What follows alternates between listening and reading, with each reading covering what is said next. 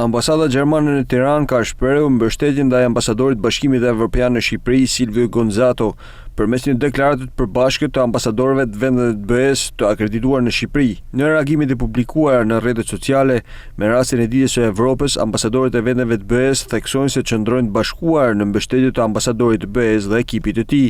Në Ditën e Evropës ne qëndrojmë të bashkuar në mbështetje të ambasadorit të BE-s dhe ekipit të tij dhe rikonfirmojmë besimin tonë të plotë në profesionalizmin, integritetin dhe shërbimin e përkushtuar të tyre, thuhet në deklaratë. Ky mesazh i publikuar nga ambasada e Gjermanisë në Tiranë vjen një ditë pasi kryetari i Partisë Demokratike Sali Berisha akuzoi kryediplomatin e Bashkimit Evropian në Tiranë duke akuzuar se sipas tij sillet si ambasadori i kryeministrit Edi Rama. Ka transmetuar në Bruksel trillimet më të pavërteta ndaj opozitës. Është unifikuar komplet me Edi Ramën.